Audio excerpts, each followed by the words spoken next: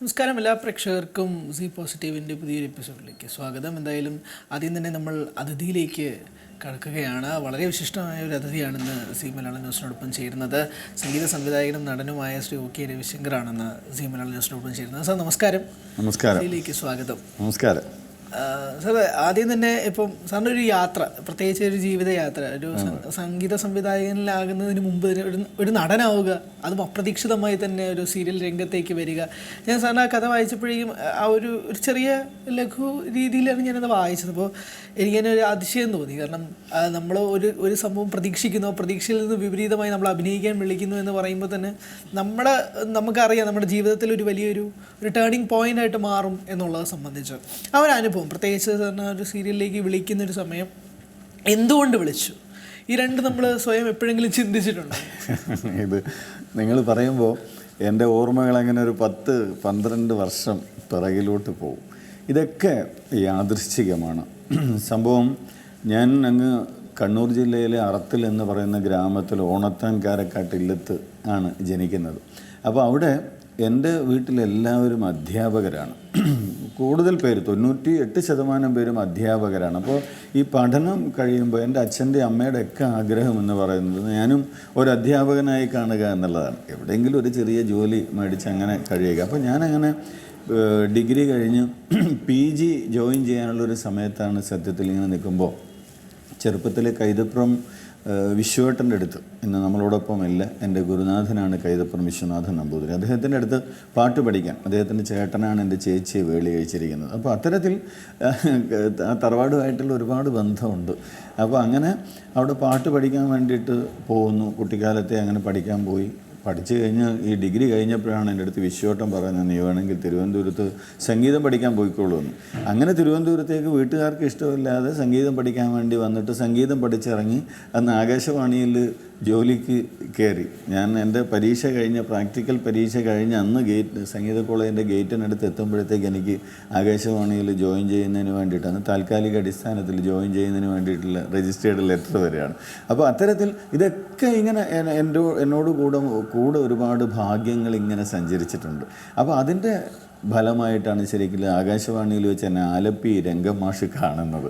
അദ്ദേഹം എന്നെ കാണാനായിട്ട് അവിടെ വന്നതാണ്. അദ്ദേഹത്തിന് ഒരു സീരിയൽ ചെയ്യുന്ന, ആ സീരിയലിൽ നായകനായിട്ട് അഭിനയിക്കാൻ ഒരാൾ വേണം, ഈ കുറച്ച് മൂക്കിന് നീളം കൂടണം, കണ്ടാലൊരു സാത്വികനായിരിക്കണം, പിന്നെ കുറച്ച് സുന്ദരനായിരിക്കണം, അങ്ങനെയൊക്കെ ആയിട്ട് ആകാശവാണിയിൽ അദ്ദേഹം എന്നെ കാണാൻ വരികയും ഞാനന്ന് ഏതോ ഒരു പ്രോഗ്രാം ചെയ്യാൻ വേണ്ടിയിട്ട് ഇങ്ങനെ ഓടിക്കൊണ്ടിരിക്കുമ്പോൾ എന്നെ വിളിച്ചിട്ട്, ഒന്ന് നിൽക്ക് മോനെ, എനിക്കൊരു കാര്യം പറയാനുണ്ടെന്ന്. ഞാൻ ആ തിരക്കിനിടയിൽ ഞാൻ ഇപ്പോൾ വരാമെന്ന് പറഞ്ഞിട്ട് തിരിച്ചു വരുമ്പോൾ അദ്ദേഹം എന്നോട് പറയും, എനിക്ക് നമ്പർ വേണം എന്ന് പറഞ്ഞിട്ട് പോയി നമ്പർ മേടിക്കുന്നു, എന്നെ വിളിക്കുന്നു. ഞാനിതൊന്നും അറിയുന്നില്ല.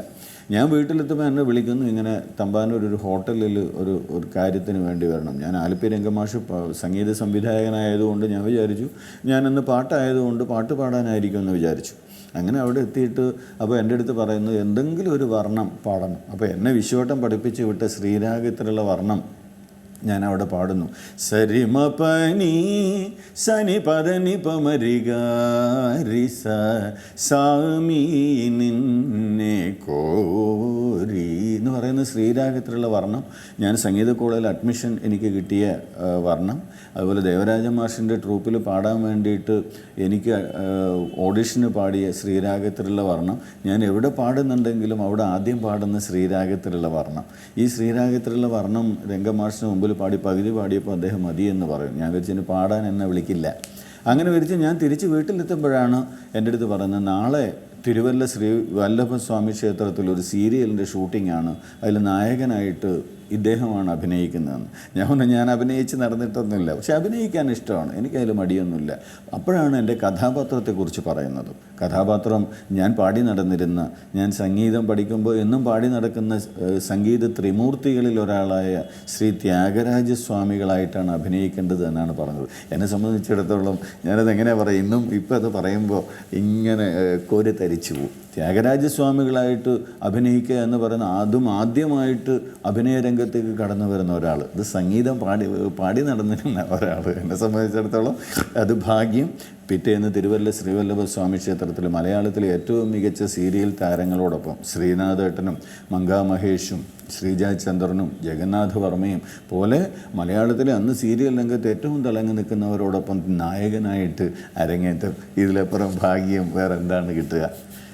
അതെ. അപ്പോൾ ആ നായകനായിട്ടുള്ള അരങ്ങേറ്റം അതിനുശേഷം എന്താ സംഭവിച്ചത്? അത് ആ സീരിയലിലെ ഷൂട്ടിംഗ് ദിവസങ്ങൾ, ആ സീരിയൽ ഉണ്ടായ അനുഭവങ്ങൾ, ഇപ്പം നമ്മൾ പാട്ട് പഠിക്കുക അല്ലെങ്കിൽ നമ്മൾ അഭ്യസിക്കുന്നതല്ലാതെ അഭിനയം ഇഷ്ടമാണെന്നുള്ളതല്ലാതെ ഈ ക്യാമറയ്ക്ക് മുന്നിൽ എങ്ങനെയാണ് പെരുമാറേണ്ടത്, അല്ലെങ്കിൽ ആ സമയത്തുള്ള അഭിനയ ജീവിതം, ആ ഒരു കുറച്ച് ആ നാളുകളൊക്കെ അതെങ്ങനെയായിരുന്നു ആ സീരിയലിനെ സംബന്ധിച്ച്? സീരിയലിനെ സംബന്ധിച്ചിടത്തോളം ഞാൻ അതിനകത്ത് അഭിനയിച്ചിട്ടില്ല എന്ന് വേണം പറയാം. ഇത് വെറുതെ പറയുന്നതല്ല. വലിയ അഭിനേതാക്കൾ പറയുന്ന പോലെ ഞാൻ അതിനകത്ത് ജീവിക്കുകയായിരുന്നു എന്നൊക്കെ പറയുമ്പോൾ ആൾക്കാർ വിചാരിക്കും ഇതൊക്കെ ഇവൻ ആരാണ് ഇതൊക്കെ പറയാം. പക്ഷെ സത്യം അതാണ്. ഞാൻ എൻ്റെ അച്ഛനൊരു ഹരികഥാ കാലക്ഷേപക്കാരനായിരുന്നു. അപ്പോൾ അച്ഛൻ ഇത്തരത്തിൽ ഒരുപാട് സ്ഥലത്ത് രാമായണത്തിലെ സീത, ചണ്ടാല ഭിക്ഷുകി ഇതൊക്കെ പറഞ്ഞിട്ട് അച്ഛൻ ഒരു കാലത്ത് അമ്പലങ്ങൾ തോറും പ്രഭാഷണങ്ങളും ഹരികഥാ കാലക്ഷേപം നടത്തിക്കൊണ്ടിരുന്ന ആളാണ്. അപ്പോൾ പലപ്പോഴും ഞാനിത് കണ്ടിട്ടുണ്ട്. ചിലപ്പോൾ അച്ഛനോടൊപ്പം രാമായണം പാരായണം ചെയ്യാൻ വേണ്ടി പോയിട്ടുണ്ട്. അപ്പോൾ അത്തരത്തിൽ പോകുമ്പോൾ എനിക്ക് ആദ്യം എടുക്കേണ്ട സീൻ, എനിക്ക് കഥയൊന്നും എനിക്കറിയില്ല. എനിക്ക് ത്യാഗരാജ സ്വാമിയുടെ കഥ ഞാൻ പഠിച്ചിട്ടുണ്ട്, എന്നാലും എനിക്ക് ഭയങ്കരമായിട്ട് കഥയൊന്നും അറിയില്ല.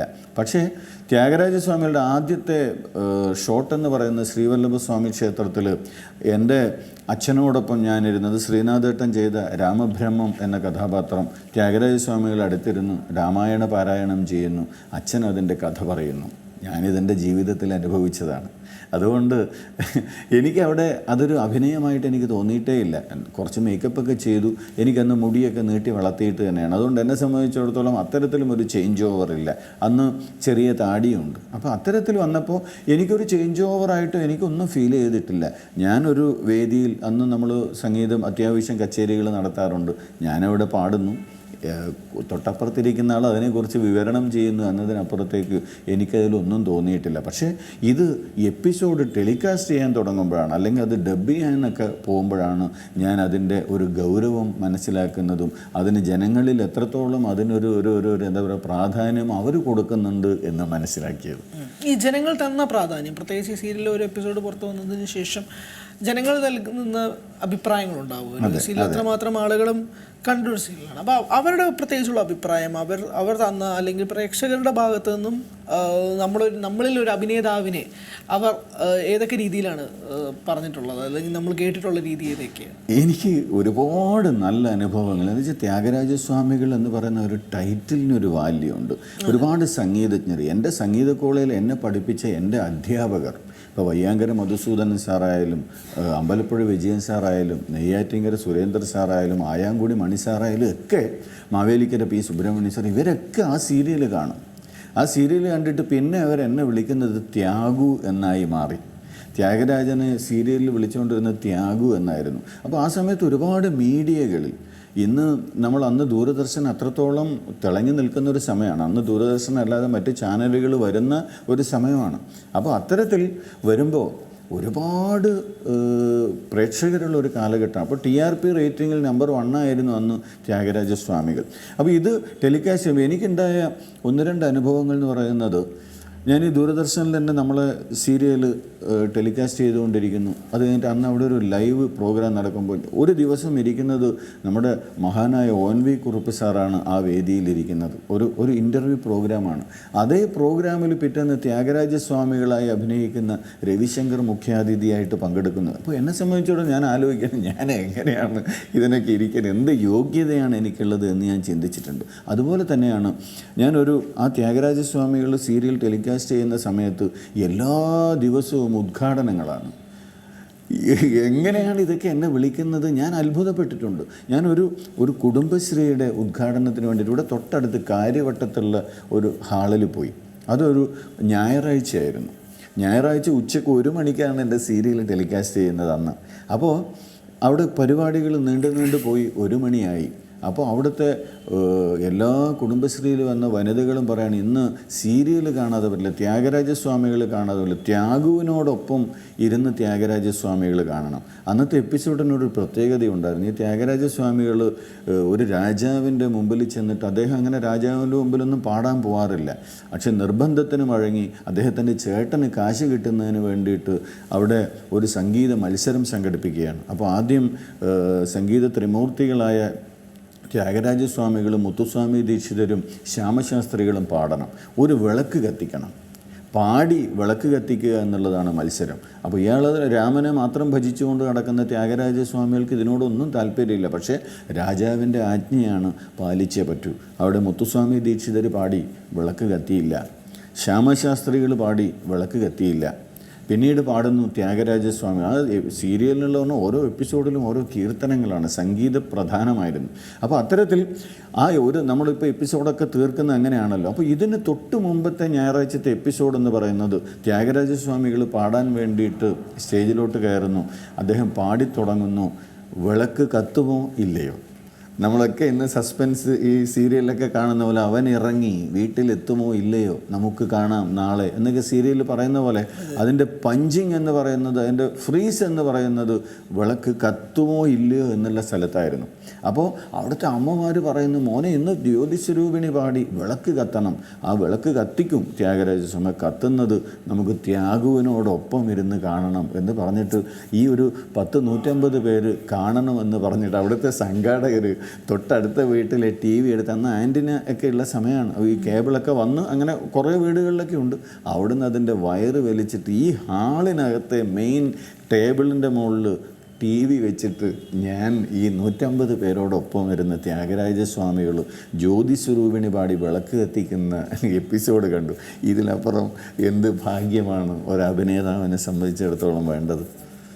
ഈ അനുഭവങ്ങളൊക്കെ താങ്കൾ ഓർത്തെടുത്ത് പറയുമ്പോൾ തന്നെ താങ്കളെ മുഖത്ത് ചിരിയാണ്. പ്രത്യേകിച്ച് അത് ഓർക്കുമ്പോൾ തന്നെ ഞാൻ ഇത്രയും നേരം അഭിനയത്തിനെ കുറിച്ച് ചോദിച്ചത് ഈ സംഗീതത്തിലേക്കും കൂടി എത്താൻ വേണ്ടിയിട്ടാണ്. കാരണം പിന്നീട് അതിനെക്കുറിച്ച് അതിലേക്ക് എത്തണ്ട എന്ന് കരുതിയിട്ടാണ്. അപ്പോൾ സംഗീതത്തിലേക്ക് വരുമ്പോൾ താങ്കൾ നേരത്തെ സൂചിപ്പിച്ചതുപോലെ തന്നെ കൈതപ്രം കുടുംബത്തിലേക്ക് വരുന്നതോടുകൂടി തന്നെ സംഗീതത്തിലേക്ക് കൂടുതൽ അടുപ്പം സ്ഥാപിക്കുന്നു. തിരുവനന്തപുരത്തേക്ക് വരാൻ തീരുമാനിക്കുന്നൊരു നിമിഷവും കൂടി ഉണ്ടാവുന്നത് ആ സമയത്താണെന്ന് കേട്ടിട്ടുണ്ട്. ആ ഒരു തീരുമാനം, പ്രത്യേകിച്ച് ആ ഒരു കുടുംബത്തിലേക്ക് എത്തിച്ചേർന്നതിന് ശേഷം കൂടുതൽ സംഗീതം പഠിക്കാനുള്ളൊരു അവസരവും ഉണ്ടാവുന്നു. ആ ഒരു തീരുമാനത്തിൻ്റെ ഒരു യാത്ര എങ്ങനെയായിരുന്നു? പ്രത്യേകിച്ച് ഇതും ഞാൻ നേരത്തെ പറഞ്ഞതുപോലെ തന്നെയാണ്, നമ്മൾ ഒരു അധ്യാപകനായി കാണുക എന്ന എൻ്റെ അച്ഛൻ്റെ ആഗ്രഹത്തിനെതിരായിട്ട് തിരുവനന്തപുരത്തേക്ക് വരുന്നു, സംഗീതം പഠിക്കാൻ വേണ്ടി വരുന്നു, സംഗീതം പഠിക്കുന്നു, സംഗീത കോളേജിൽ പഠിച്ചിറങ്ങുന്നു, സീരിയൽ രംഗത്തേക്ക് വരുന്നു. അപ്പോഴൊക്കെ എൻ്റെ മനസ്സിലെപ്പോഴും എൻ്റെ അച്ഛന് കൊടുത്ത ഒരു വാക്ക് അല്ലെങ്കിൽ അച്ഛൻ്റെ ആഗ്രഹം പാലിക്കപ്പെടണം എന്നുണ്ടായിരുന്നു. അങ്ങനെ ഞാൻ എൻ്റെ കോഴ്സ് കഴിഞ്ഞിട്ട് ഞാനൊന്ന് ഒരു സ്കൂളിൽ സംഗീത അധ്യാപകനായിട്ട് ചേർന്നു. എന്താ വെച്ചാൽ അച്ഛന് വേണ്ടിയിട്ടാണ്. അപ്പോൾ അച്ഛനെ ഞാൻ ആ സ്കൂളിൽ കൊണ്ടുവന്നിട്ടുണ്ട്. എന്താ വെച്ചാൽ അച്ഛൻ്റെ ആഗ്രഹം ഞാൻ പാലിച്ചു. അപ്പോൾ അച്ഛന് സന്തോഷമായിരുന്നു. അപ്പോൾ അത് കഴിഞ്ഞിട്ടാണ് സത്യത്തിൽ ഞാനൊരു FM റേഡിയോയിൽ ജോയിൻ ചെയ്യുന്നു, ആകാശവാണിയിൽ നിന്ന് മാറിയിട്ട്. അപ്പോഴൊക്കെ എൻ്റെ മനസ്സിൽ ഞാൻ സീരിയലിൽ അന്ന് അങ്ങനെ നായകനായിട്ട് അതിൻ്റെ കൂടെ പൊയ്ക്കൊണ്ടിരിക്കുകയാണ്. ത്യാഗരാജസ്വാമികൾ കഴിഞ്ഞിട്ട് അഗ്നിസാക്ഷി, ലളിതാംബിക അന്തർജനത്തിൻ്റെ അഗ്നിസാക്ഷിയിൽ ഉണ്ണി നമ്പൂതിരിയായിട്ട് അഭിനയിച്ചു. അതിനായിരുന്നു സ്റ്റേറ്റ് അവാർഡ് കിട്ടുന്നത്. അപ്പോൾ അതിനുശേഷം നമ്മുടെ കൃഷ്ണകൃപാസാഗരത്തിൽ നന്ദഗോപരായിട്ട് അഭിനയിക്കുന്നു. അതിൻ്റെ ഇടയിൽ പൊൻകുന്നം വർക്കിയുടെ ഭർത്താവ് എന്ന് പറയുന്ന സിനിമയിലെ നായകനായിട്ട് അഭിനയിക്കുന്നു. അങ്ങനെ നമ്മൾ ഒരുപാട് സീരിയലുകളിലെ നായകനായിട്ട് പോയിക്കൊണ്ടിരിക്കുന്നു. അപ്പോഴൊക്കെ മനസ്സിലെവിടെയോ സംഗീതം എൻ്റെ കൂടെ തന്നെ. ഞാൻ പാട്ട് പഠിക്കാനാണ് തിരുവനന്തപുരത്തേക്ക് വന്നത്. അപ്പോൾ ഞാൻ സംഗീതം ഒഴിവാക്കരുത്. പക്ഷേ എനിക്കന്ന് സ്കൂളൊക്കെ ഉണ്ട്, ഞാൻ കുട്ടികളെ പഠിപ്പിക്കുന്നൊക്കെ ഉണ്ട്.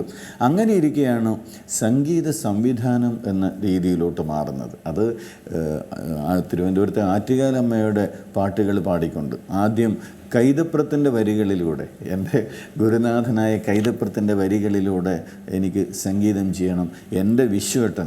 എൻ്റെ ഗുരുനാഥനായ വിശ്വേട്ടൻ അതിന് ഓർക്കസ്ട്രേഷൻ ചെയ്യണം എന്നായിരുന്നു എൻ്റെ ആഗ്രഹം. അങ്ങനെ ഭാഗ്യം പോലെ കൈതപ്രം ദാമോദരേട്ടൻ്റെ 8 പാട്ടുകൾ എനിക്ക് കിട്ടുന്നു. ആ 8 പാട്ടുകൾക്ക് ഞാൻ സംഗീതം ചെയ്യുന്നു, വിശ്വേട്ടൻ ഓർക്കസ്ട്രേഷൻ ചെയ്യുന്നു. അന്ന് അതിനകത്ത് ഭരത് സുരേഷ് ഗോപി, നമ്മുടെ ഇപ്പോഴത്തെ കേന്ദ്രമന്ത്രി, പാടുന്നു ആദ്യത്തെ പാട്ട്.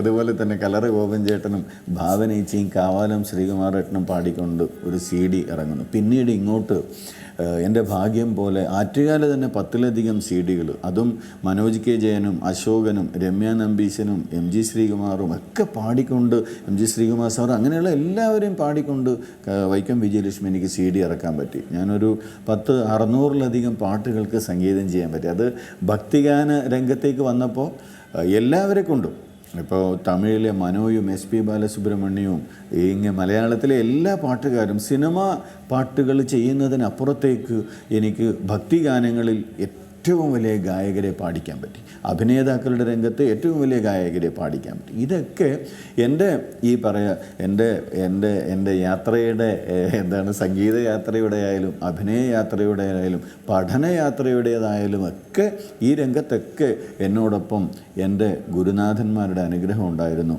എൻ്റെ അച്ഛൻ്റെ അമ്മയുടെ അനുഗ്രഹം ഉണ്ടായിരുന്നു, എൻ്റെ കുടുംബത്തിൻ്റെ അനുഗ്രഹം ഉണ്ടായിരുന്നു. ഒക്കെ ആ യാത്രയ്ക്ക് ഒരിക്കലും എനിക്കൊരു വിഷമവും എൻ്റെ ജീവിതത്തിൽ ഇതുവരെ എൻ്റെ ഈ യാത്ര കൊണ്ട് ഉണ്ടായിട്ടില്ല എന്നുള്ളതാണ് ഏറ്റവും വലിയ കാര്യം.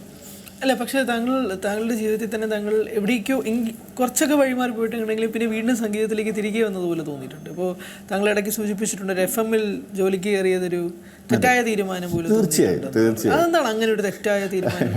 തെറ്റായ തീരുമാനം എന്ന് പറയുന്നത്, ഇത്തരം നമ്മുടെ ഈ ഒരു ഫ്രീ ബേർഡായിട്ട് നമ്മൾ സഞ്ചരിക്കുമ്പോൾ നമുക്ക് കുറച്ചുകൂടി ക്രിയേറ്റിവിറ്റി കിട്ടും എന്ന് വിശ്വസിക്കുന്ന ഒരാളാണ്. ഇപ്പോൾ ചിട്ടയായിട്ട് ഞാനിപ്പം സത്യത്തിൽ അത് അനുഭവിക്കുന്നുണ്ട്. ഞാനത് കുറച്ച് ഒരു ചിട്ടയായ ജീവിതത്തിലാണിപ്പോൾ. അതെൻ്റെ കലാരംഗത്തിനെ കുറച്ചൊക്കെ ബാധിക്കുന്നുണ്ട്. പക്ഷേ ഒരു സാമ്പത്തിക എന്ന് പറയുന്നത് നമ്മുടെ ഒരു വരുമാനം എന്ന് പറയുന്നത് കൂടെ നമ്മൾ അതിൻ്റെ ഇടയിൽ നോക്കണം. അപ്പോൾ എനിക്ക് FM റേഡിയോയിൽ ഞാൻ ജോയിൻ ചെയ്യാനുള്ള കാരണം എന്ന് പറയുന്നത് കല്യാണം തീരുമാനിക്കുന്നു. അപ്പോൾ കല്യാണം കഴിക്കുമ്പോൾ എല്ലാവരും പറയും ഒരു സ്ഥിരം ജോലി എവിടെ വേണം. പക്ഷേ ഞാൻ പല ചാനലുകളിലും പല റേഡിയോകളിലൊക്കെ ജോലി ചെയ്തിട്ടുണ്ട്. പക്ഷേ സ്ഥിരമായിട്ട് ഒരു സ്ഥലത്ത് ജോലി വേണം ഒരു ചിന്ത അപ്പോഴാണ് വന്നത്.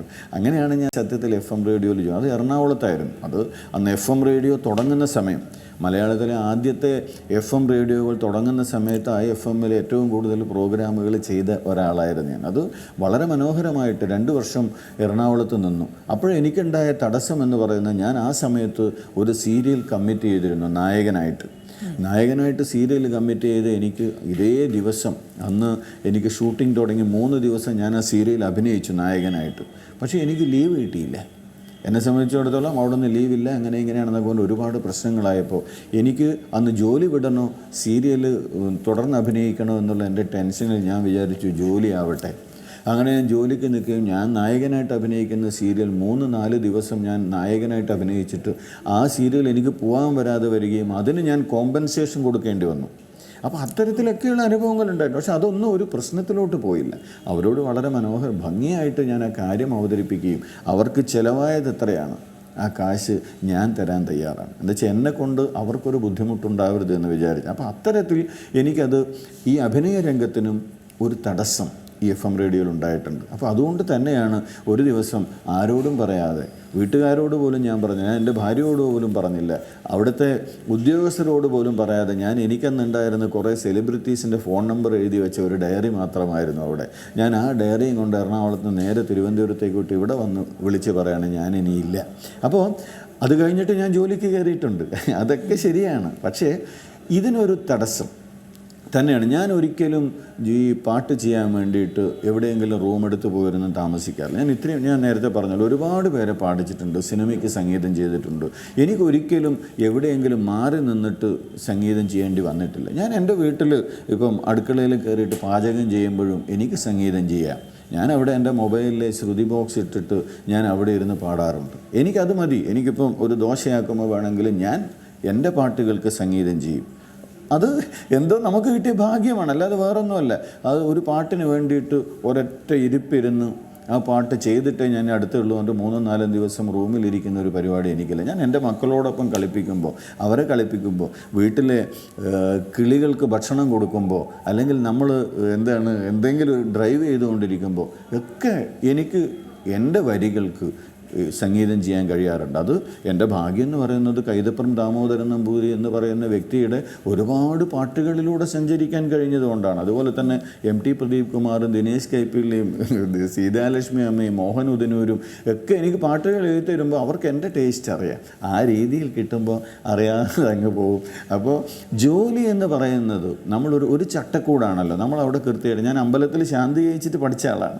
അത് ഏറ്റവും വലിയ ചട്ടക്കൂടായിരുന്നു. ഞാൻ രാവിലെ 5:30 നട തുറന്നിട്ട് 8:30 നടയടച്ചിട്ട് അമ്പലത്തിലോട്ട് ഓടിപ്പോയി വൈകുന്നേരം ക്ലാസ് കഴിഞ്ഞ് വന്ന് അമ്പലത്തിൽ ശാന്തി കഴിച്ച് ഒരു ചട്ടക്കൂടിൽ ജീവിച്ച ആളാണ്. അതും എനിക്ക് അന്ന് എൻ്റെ ജീവിതത്തിന് വരുമാനം, എൻ്റെ ചെലവിൻ്റെ വട്ടച്ചെലവിനുള്ള കാര്യം കോളേജ് അല്ല ഇതായിരുന്നു, അമ്പലമായിരുന്നു. ഇന്നും അതുപോലെ തന്നെ പലപ്പോഴും സംഭവിക്കാറുണ്ട്. അതുകൊണ്ട് തന്നെ ജോലിക്ക് പോയേ പറ്റൂ. പക്ഷേ അതിനോടൊപ്പം ഇന്ന് എനിക്ക് രണ്ടും കൊണ്ടുപോകാൻ ഇപ്പോൾ തെറ്റില്ലാതെ കഴിയുന്നുണ്ട്. താങ്കളിപ്പോൾ ഭക്തിഗാനങ്ങളിൽ മുൻനിര ഗായകരൊക്കെ കൊണ്ടുപോകുമെന്ന് പറഞ്ഞാൽ പോലും ഈ അയ്യപ്പ ഭക്തിഗാനത്തിൽ ഒരു സ്ത്രീയെ കൊണ്ട് പാടിക്കുക, രമ്യ നമ്പീശിനെ കൊണ്ടുവരിക, അതിനൊരു വേറൊരു കോൺസെപ്റ്റ് രീതിയിൽ അവതരിപ്പിച്ചുകൊണ്ട് അത് കൊണ്ടുവരിക. കാരണം അതുവരെ അല്ലെങ്കിൽ വളരെ വിരളമായിരുന്നു. എനിക്ക് തോന്നുന്നു അങ്ങനെ ഇല്ലാന്ന് വേണമെങ്കിൽ തന്നെ പറയാം, ഇല്ലാന്ന് തന്നെ പറയാം. അപ്പോൾ ആ ഒരു കോൺസെപ്റ്റിലേക്ക് എത്താനുള്ളൊരു കാരണം അതൊരു അത്രമാത്രം വിശ്വാസം ഉള്ളൊരു കാര്യമാണ്. അപ്പോൾ അതിന് ഒരു എക്സ്ട്രാ ധൈര്യം അങ്ങനെ എന്തെങ്കിലും ഒരു കാര്യം കൂടെ വേണമായിരിക്കും. അപ്പോൾ അങ്ങനെ ഒരു കോൺസെപ്റ്റിലേക്ക് കൊണ്ടുവരാനും അതൊന്ന് ചെയ്യാമെന്ന് തീരുമാനിക്കുന്നത് ഇങ്ങനെയാണ് ആ ഒരു നിമിഷം. അതിനെനിക്ക് എന്താ വെച്ചാൽ നമുക്ക് ഇതിനൊക്കെ നിർമ്മാതാക്കൾ വേണമല്ലോ. അപ്പോൾ നിർമ്മാതാക്കൾ അത്രത്തോളം ഇപ്പോൾ എന്നെ വിശ്വാസമുള്ള നിർമ്മാതാക്കൾ വേണം. ഇപ്പോൾ ഈ ഭക്തിഗാനങ്ങൾ ഇപ്പോഴും ഭക്തിഗാനങ്ങൾക്ക് ഒരു മാർക്കറ്റും ഇല്ല, അത് വേറെ കാര്യം. പക്ഷേ ഞാൻ ഈ അയ്യപ്പ ഭക്തിഗാനമൊക്കെ ചെയ്യുന്ന സമയത്ത് എനിക്ക് മ്യൂസിക് കമ്പനി എന്നോടൊപ്പം ഉണ്ടായിരുന്നു. ഇപ്പോൾ അയ്യപ്പ ഭക്തിഗാനം ചെയ്യുമ്പോൾ എനിക്ക് സരിഗമ എന്ന് പറയുന്ന ഏറ്റവും വലിയ മ്യൂസിക് ഗ്രൂപ്പ് എന്നോടൊപ്പം ഉണ്ടായിരുന്നു. ഞാൻ അവർക്ക് വേണ്ടി ചെയ്യുന്നു. ഒരു നിർമ്മാതാവായിട്ട് മനോജ് ശ്രീകണ്ഠ എന്ന് പറയുന്ന എൻ്റെ ഏറ്റവും അടുത്ത സുഹൃത്തുണ്ടായിരുന്നു. ദുബായിൽ 3-4 ഹോസ്പിറ്റലിലേക്കാണ്. അത് ദിനേശ് കൈപ്പള്ളി വഴി എൻ്റെ സ്റ്റുഡിയോയിലെ സുനീഷ് വഴി എനിക്ക് വന്ന മനോജ് ശ്രീകണ്ഠ. അദ്ദേഹം ഒന്ന് സ്വാതന്ത്ര്യം തരികയാണ്. ഞാൻ പറയണേ എനിക്ക് ഇന്ന പാട്ട് ഇന്ന ആളിനെ കൊണ്ട് പാടിച്ചാൽ കൊള്ളാം. അപ്പോഴിങ്ങനെ വെറുതെ ആലോചിച്ചപ്പോൾ പുള്ളി എൻ്റെ അടുത്ത് പറഞ്ഞു, നമുക്ക് ഒരു വ്യത്യസ്തത കൊണ്ടുവരാൻ പറ്റും. ഞാൻ പറഞ്ഞു, ഭക്തിഗാനത്തിൽ ഞാൻ എന്ത് വ്യത്യസ്തത കൊണ്ടുവരാനാണ്? നമുക്ക് ഭക്തിഗാനത്തിന് ഒരുപാട് ലിമിറ്റുകളുണ്ട് വ്യത്യസ്തത കൊണ്ടുവരാൻ. എന്താ വെച്ചാൽ ഒരു അയ്യപ്പൻ പാട്ടായാലും അതിനൊരു താളവും ആ ഒരു രീതിയിൽ അങ്ങ് പോകുന്നതാണ്. ഒരു അമ്പലത്തിലെ ഭക്തിഗാനത്തിൽ എന്ത് വ്യത്യസ്തത കൊണ്ടുവരാനാണ്? വേണമെങ്കിൽ ഏറ്റവും വലിയ പാട്ടുകാരെ പാടിക്കുക എന്ന് മാത്രമേ ഉള്ളൂ. അപ്പോൾ അയ്യപ്പൻ പാട്ട് വന്നപ്പോൾ നമ്മൾ പാട്ടുകാരെയൊക്കെ സെലക്ട് ചെയ്തു. ഞാൻ പറഞ്ഞു, എനിക്ക് ഒരു പാട്ട് തമിഴിലെ മനോ എന്ന് പറയുന്ന ഗായകൻ പാടണം, ഓക്കെ. മറ്റൊന്ന് മലയാളത്തിലെ പി ജയേന്ദ്ര സാറ് പാടണം. എം ജി ശ്രീകുമാർ സാറിന് ക്ഷണിച്ചു. എം ജി ശ്രീകുമാർ സാർ മറ്റ് പുള്ളിയുടെ തന്നെ മ്യൂസിക് കമ്പനി ഉള്ളതുകൊണ്ട് മറ്റ് അയ്യപ്പൻ പാട്ടുകൾ പാടില്ല. അപ്പോൾ അങ്ങനെ മധു ബാലകൃഷ്ണൻ വരുന്നു, കാവാലം ശ്രീകുമാർ ഏട്ടൻ വരുന്നു, കല്ലറ ഗോപൻ ചേട്ടൻ വരുന്നു. ഇതൊക്കെ ഇങ്ങനെ വന്നു കഴിഞ്ഞപ്പോൾ നമ്മളവിടെ എറണാകുളത്ത് അവിടെ ഹോട്ടലിൽ ഇരുന്നിട്ട് ഇങ്ങനെ ഈ പുള്ളീനെ കാണാൻ വേണ്ടി പോയത് മാത്രം. നമ്മളിതിൻ്റെ ഒരു മീറ്റിംഗ് എന്നുള്ള രീതിയിൽ പുള്ളിയാണ് പറയുന്നത്, നമുക്ക് അയ്യപ്പ ഭക്തിഗാനം ഒരു ലേഡി വോയിസിൽ, ഒരു ഫീമെയിൽ വോയിസിൽ പാടിച്ചാലോ? അപ്പോൾ ഞാൻ പറഞ്ഞു, അത് വേണം, നമുക്ക് ചിലപ്പോൾ ആൾക്കാർ അംഗീകരിക്കാതെ വന്നാലോ? ഇല്ല, നമുക്കൊന്ന് ചേഞ്ച് നോക്കാം. ഞാൻ പറഞ്ഞു, അങ്ങനെയാണെങ്കിൽ നമുക്ക് ചെയ്യാൻ പറ്റുന്ന അന്നാണ് രമ്യ നമ്പീശൻ്റെ ആണ്ടലോണ്ടെ ഒക്കെ സഹസാറിൻ്റെ പാട്ട് ഹിറ്റായി നിൽക്കുന്ന സമയം. ഞാൻ പറഞ്ഞു, നമുക്ക് രമ്യ നമ്പീശനെ കൊണ്ട് പാടിക്കണം. അപ്പോൾ എൻ്റെ അടുത്ത് ചോദിച്ചാൽ, അത് പറ്റുമോ, അവർ പാടിത്തരുമോ? ഞാൻ പറഞ്ഞു, പിന്നെന്താ, നമുക്ക് ചോദിക്കുക എന്നുള്ളതാണ് പ്രധാനം. നമുക്ക് ഒന്നും നഷ്ടപ്പെടാനില്ല. രമ്യ നമ്പീശനോട് ഒരു പാട്ട് പാടുമെന്ന് ചോദിക്കുന്നതിന് അവർക്ക് ആവശ്യപ്പെട്ട അർഹതപ്പെട്ട പൈസ നമ്മൾ കൊടുക്കാം.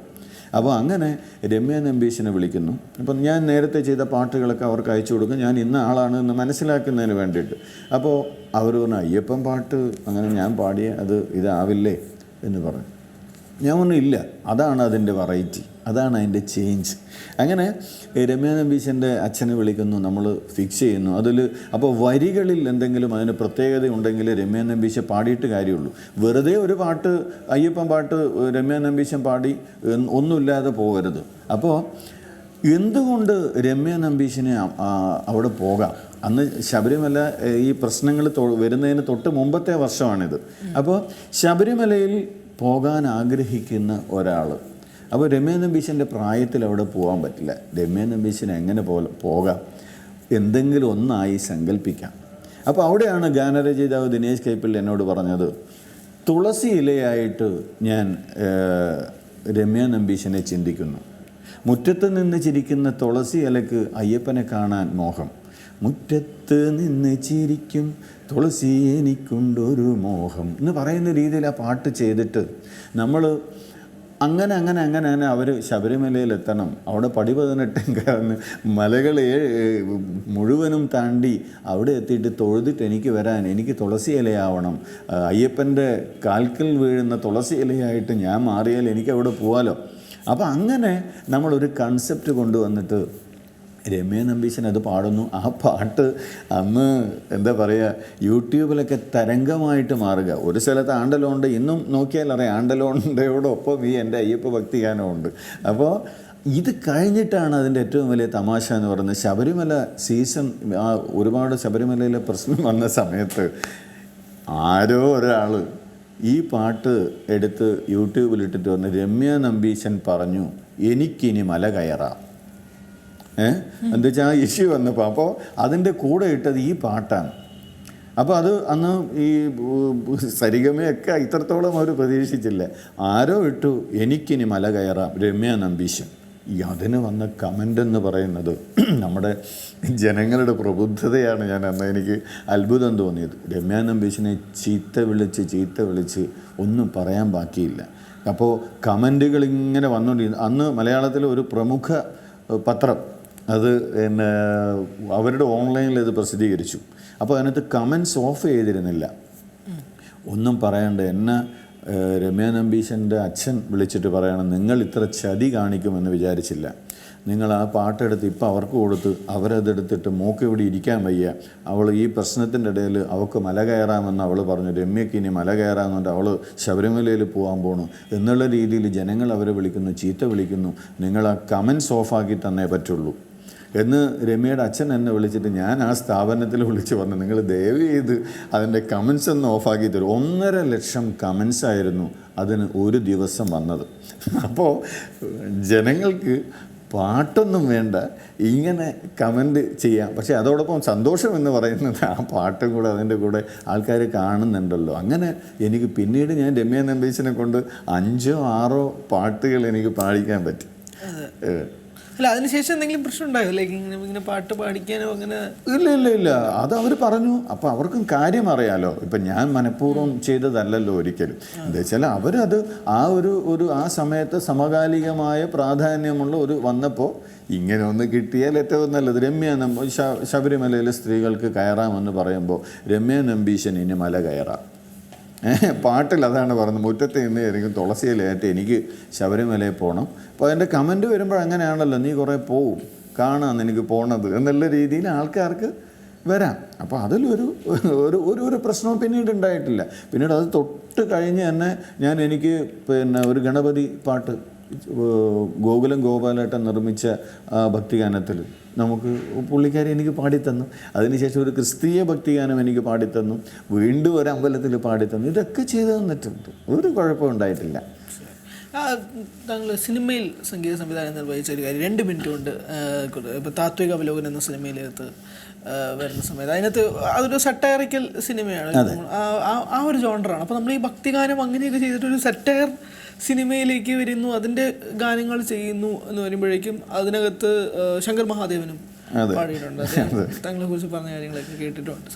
അപ്പോൾ ആ ഒരു സിനിമയിലേക്ക് എങ്ങനെയാണ് എത്തുന്നത്? അത് എന്നെ എത്തിച്ചത് എൻ്റെ MGM ഗ്രൂപ്പ് ഓഫ് ഇൻസ്റ്റിറ്റ്യൂഷൻസിൻ്റെ ചെയർമാൻ ഡോക്ടർ ഗീവർഗീസ് യോഹന്നാൻ സാറും MGM ഗ്രൂപ്പിൻ്റെ മാനേജർ സുനിലേട്ടനും അതുപോലെ തന്നെ സുരാജ് വെഞ്ഞാറമൂടിൻ്റെ ചേട്ടൻ സജിയേട്ടനും രാജേഷ് അമ്മ വിഷ്ണു ഒക്കെ ചേർന്നിട്ടാണ്. ഞാൻ MGM ഗ്രൂപ്പ് ഓഫ് ഇൻസ്റ്റിറ്റ്യൂഷൻസിൻ്റെ ഒരു സ്ഥാപനത്തിൽ ചീഫ് ഗസ്റ്റായിട്ട് പോവുകയും അവിടെ എൻ്റെ സംസാരവും എൻ്റെ പാട്ടും ഇഷ്ടപ്പെട്ട അതിൻ്റെ ചെയർമാൻ ഗീവർഗീസ് സാറ് എൻ്റെ ഏറ്റവും ഇഷ്ടപ്പെട്ട ആളാണ്. അതുപോലെ എൻ്റെ സുനിലേട്ടനും കൂടെയാണ് എന്നെ ഈ സിനിമയിലേക്ക് എത്തിക്കുന്നത്. അദ്ദേഹം നിർമ്മിക്കുന്ന ഒരു സിനിമയിൽ പാട്ട് ചെയ്യണമെന്ന് പറഞ്ഞിട്ട് ഇന്ന് നമ്മുടെ ഈ ബിഗ് ബോസിലെ വിന്നറായിരുന്ന അഖിൽ മാരാറാണ് ആ സിനിമ അന്ന് സംവിധാനം ചെയ്തത്. അപ്പോൾ അദ്ദേഹത്തെ കാണാൻ കൊട്ടാരക്കര പോകുന്നു. അദ്ദേഹം കാര്യം പറയുന്നു, മുരുകൻ കാട്ടാക്കട വരി എഴുതി വെച്ചിട്ടുണ്ടെന്ന് പറയുന്നു. മുരുകൻ കാട്ടാക്കട സാറ് എനിക്ക് ആ പാട്ട് അയച്ചു തരുന്നു. ഞാൻ കൊട്ടാരക്കരയിൽ നിന്ന് കഥ കേൾക്കുന്നു. KSRTC ബസ്സിനെ കുറിച്ചുള്ള പാട്ടാണ്. ഞാൻ വെമ്പായത്ത് സുനിലേട്ടൻ്റെ വീട്ടിൽ എത്തിയപ്പോഴത്തേക്ക് എനിക്ക് പാട്ടിൻ്റെ ട്യൂൺ വന്നു. ആന പോലൊരു വണ്ടി, അരുണ്ടൊരു ഗ്യാരണ്ടി, ആക്സിലേറ്റർ ഒരാളിൽ, ബ്രേക്കോ മറ്റൊരാളിൽ എന്ന് പറയുന്ന രീതിയിൽ എൻ്റെ മുമ്പിൽ ഞാൻ ഓടിച്ചേരുന്ന കാറിൻ്റെ മുമ്പിൽ KSRTC ബസ് ഇങ്ങനെ ഓടിക്കൊണ്ടിരിക്കും. അത് കുണ്ടിലും കുഴിയിലും വീഴുമ്പോൾ ഉണ്ടാകുന്ന ആ ട്യൂൺ എനിക്ക് വെമ്പായത്തെത്തിയപ്പോൾ ട്യൂൺ വന്നു. ആദ്യമായിട്ട് അതിന് ചെയ്ത ട്യൂൺ തന്നെ എല്ലാവരും അംഗീകരിക്കുന്നു, അതിന് ഓർക്കസ്ട്രേഷൻ ചെയ്യുന്നു. ആ പാട്ട് ശങ്കർ മഹാദേവൻ സാറിനെ കൊണ്ട് പാടിക്കണമെന്ന് ഞാൻ എൻ്റെ ഗീവർഗീസ് സാറിനോട് പറയുന്നു. സാറത് സമ്മതിക്കുന്നു. ഒരുപാട് കാലതാമസം വന്നെങ്കിൽ എനിക്ക് 1 രൂപ വാങ്ങിക്കാതെ എൻ്റെ ശങ്കർ മഹാദേവൻ സാർ എനിക്ക് ആ പാട്ട് പാടിത്തരുന്നു. എൻ്റെ പാട്ടിനോടുള്ള ഇഷ്ടം കാരണം അതിലപ്പുറം ഞാനൊന്നും എനിക്ക് ആ പാട്ടിനെ കുറിച്ച് പറയാനില്ല.